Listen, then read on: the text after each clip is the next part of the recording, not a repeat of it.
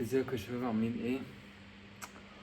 ال- البرواز اللي ورايا ده من حفلة تخرجي. اتخرجت انا الحمد لله. كانت الحفلة يوم 13/9. ايه رأيكم في البرواز في الصورة بتاعتي؟ مم، شكلها جامد جدا.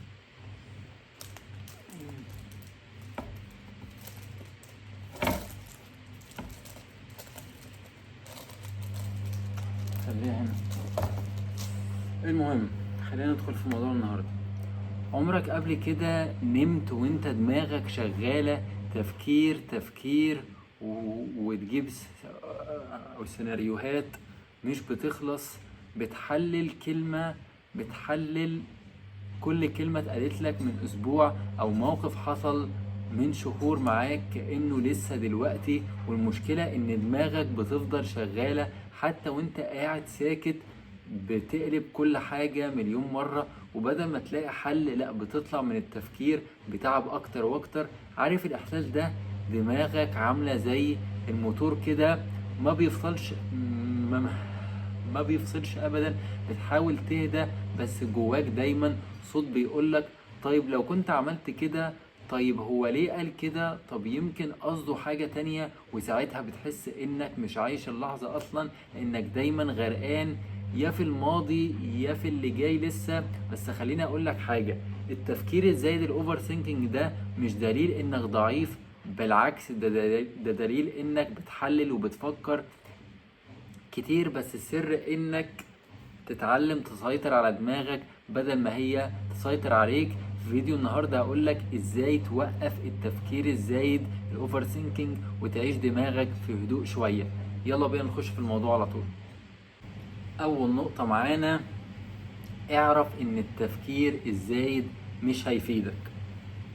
اول حاجه لازم تفهمها ان التفكير الزايد الاوفر ثينكينج ده مش هو اللي بيحل المشاكل، ده بالعكس بيكبرها وبيصعبها. يعني مثلا لما تفضل تعيد نفس الموقف في دماغك 1000 مرة وتسأل نفسك طيب لو كنت قلت كده، طيب يمكن كنت غلط، طيب هو ليه عمل كده، صدقني كل الأسئلة دي مش هتوصلك لأي حاجة جديدة. اللي حصل حصل خلاص، عدى وفات. والتفكير الزايد مش هيغير النتيجة خالص، هو بس بيستهلك طاقتك ووقتك ومودك. جرب كده تسأل نفسك كل مرة دماغك تفضل تلف وتدور، هو التفكير ده هل هيغير حاجة؟ لو الإجابة كانت لأ، خلاص قول لنفسك كفاية كده، خد نفس عميق وغير الموقف على طول. قوم اشرب كوباية مية، امشي، اعمل اي حاجة تفصل دماغك من الدايرة دي. لان التفكير الزايد شبه كده لما تكون سايق عربية وانت دايس على البنزين بس مش بتحرك الدركسيون، بتستهلك بنزينك على الفاضي وما بتوصلش لأي مكان حرفيا. فبدل ما تفضل تحلل وتفكر في اللي حصل، فكر في ايه اللي ممكن تعمله دلوقتي يخليك احسن، او تتعلم منه، او حتى تسيبه وتركز في اللي جاي. الهدوء الحقيقي صدقني مش انك تبطل تفكر، الهدوء انك تعرف امتى توقف التفكير اللي ملوش لازمة. تاني نقطة معانا، اشغل نفسك بالحاضر بتاعك. دماغك طول ما هي فاضية هتفضل توديك وتجيبك كده، تفتكر الماضي وتخاف من المستقبل اللي جاي وتضيع منك اللحظة اللي انت فيها دلوقتي عايشها. وده اخطر حاجة في التفكير الزايد الاوفر ثينكينج، انك بتعيش في زمان مش بتاعك. الماضي خلص خلاص والمستقبل لسه ما جاش، انما اللحظة دي اللي انت فيها هي الوحيدة اللي تحت سيطرتك. يعني بدل ما تقعد على السرير تفكر في موقف حصل او شخص وجعك، قوم افتح الشباك، خد نفس، شغل المزيكا اللي انت بتحبها، نظم اوضتك، انزل امشي في الشارع، او حتى اعمل كوباية نسكافيه وركز في طعمها كده. السر انك تعمل حاجة تخلي دماغك تعيش في دلوقتي مش في كان ولا هيكون. كل مرة تحس ان دماغك بدأت تسرح كده وتشت، رجعها تاني للحظة دي، اسأل نفسك انا دلوقتي بعمل ايه، حاسس بايه. ابدأ لاحظ الحاجات الصغيرة حواليك كده، اصوات الناس، الهوا، ريحة القهوة، كل ده بيرجعك للواقع تاني. عارف لما تتعلم تسيطر على دماغك كده وتخليها تركز في اللي حواليك بدل اللي جواها، هتلاقي السلام صدقني اللي كنت بتدور عليه في التفكير بس عمرك ما لقيته. ركز في النهاردة لأن النهاردة هو اللي هيصنع بكرة. تالت نقطة معانا، اكتب اللي في دماغك. دماغك ساعات بتبقى عاملة زي أوضة مكركبة كده، أفكار في كل حتة، حاجات مضايقاك، ذكريات، مواقف، كلام نفسك تقوله ومش عارف، وساعتها بتحس إنك مخنوق كده من غير سبب واضح. بس الحقيقة إن السبب إن كل ده متخزن جواك ومش طالع. إيه الحل يا سيدي؟ اكتب. أيوة، امسك ورقة وقلم كده، او حتى افتح النص اللي على موبايلك وابدأ فضي اللي في دماغك. اكتب كل حاجة هي مضايقاك حتى لو مفيش ترتيب او معنى ليها. اكتب كأنك بتكلم نفسك او كأنك بتفضي شنطة تقيلة من على كتفك.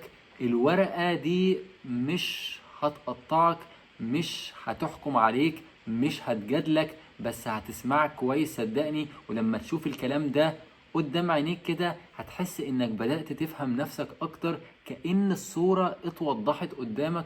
جربها وهتتفاجئ صدقني قد ايه الاحساس اللي جواك بدأ يخف، كأنك خرجت طاقة سلبية كنت شايلها بقالك كتير. والجميل بقى في الموضوع انك لما ترجع بعد فترة وتقرأ اللي انت كتبته هتلاحظ قد ايه كبرت واتغيرت مع الوقت. فالكتابة دي مش رفاهية صدقني، دي علاج ومفتاح تخف بيه من التفكير اللي بيغرقك. كل ما دماغك تتقل فضيها على الورق. رابع نقطة، تقبل انك مش هتتحكم في كل حاجة. جزء كبير من تعب التفكير الزايد الاوفر ثينكينج بيجي من اننا عايزين نتحكم في كل حاجة، في الناس، في ردود افعالهم، في المستقبل، في اللي هيحصل بكرة.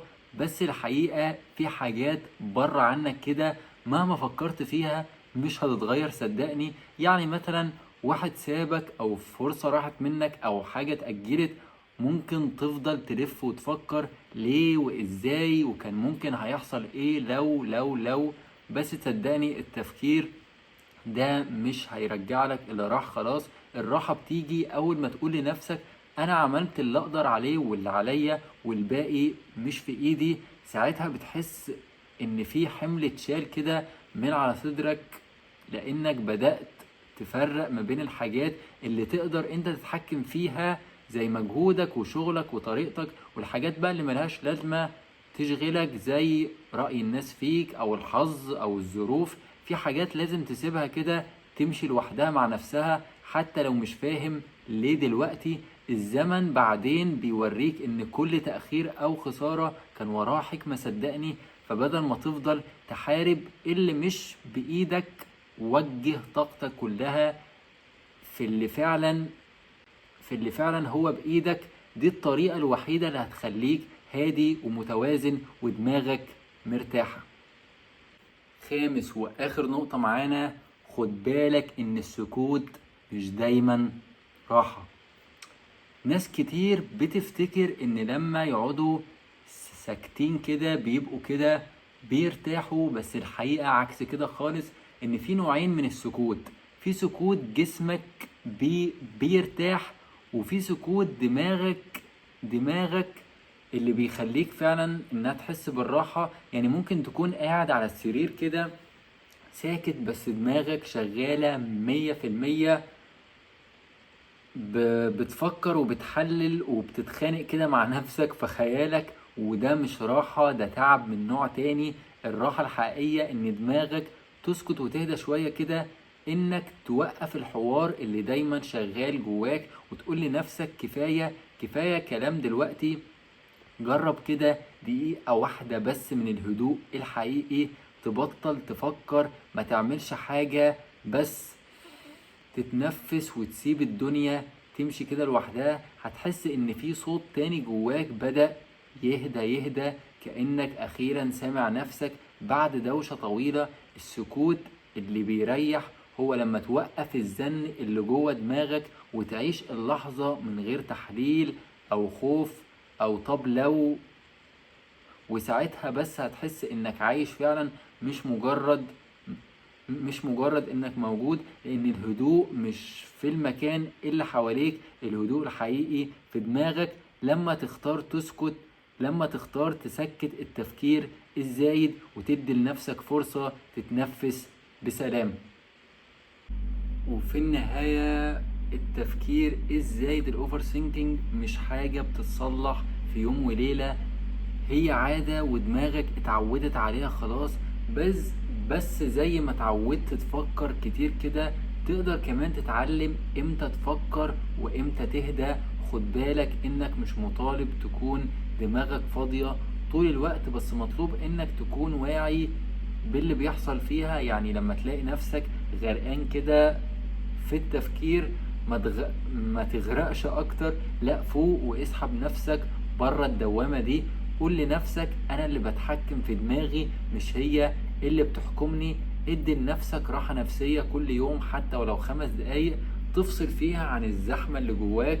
اقعد في مكان هادي، خد نفس زي ما قلنا، اسمع صوت نفسك، افصل عن السوشيال ميديا شوية، عن الناس شوية، وقرب من نفسك اكتر. كل مرة تعمل كده دماغك هتتعلم تهدى، وهتبدأ تحس ان الحياة مش تقيلة زي ما كنت فاكر. عارف لما دماغك تسكت كده للحظة وتحس انك خلاص مطمن، هي دي اللحظة اللي فيها السلام اللي كنت بتدور عليه في كل الكلام اللي جواك. وفي النهاية سيطر على دماغك، ما تسيبهاش تسيطر عليك، لان التفكير مش دايما نضج، اوقات كتير بيكون سجن وانت اللي معاك المفتاح. ولو وصلت لحد هنا فده معناه انك عايز تتغير بجد. اعمل لايك وما تنساش تشترك في القناة لو لسه ما اشتركتش. يلا لو لسه اول مرة بتشوفنا فضلا وليس امرا انزل روق علينا بزرار الاشتراك في القناة وفعل زرار الجرس لو ما فعلتوش عشان توصلك كل الفيديوهات اللي جاية، لان اللي جاي صدقوني اقوى واعمق بكتير. وقولوا لنا برضو تحت في الكومنتس يا شباب، عاوزيننا يعني عاوزين نركز على موضوعات ايه الفترة الجاية ان شاء الله. اكتبوا لنا تحت في الكومنتس الموضوع اللي هلاقي عليه اقبال ان شاء الله هعمله الفيديو الجاي باذن الله. قولوا لنا كده عاوزين ايه الموضوعات اللي انتم مهتمين بيها او حابيني اعمل عليها حلقة مخصوص. اكتبوا لنا تحت في الكومنتس. وفي النهاية افتكر دايما ان دماغك مش سجن، دي اداة، ولو عرفت تستخدمها صح هتعيش حياة اسهل واهدى. وبس كده يا شباب، ده اللي كان عندي اقوله لكم النهاردة.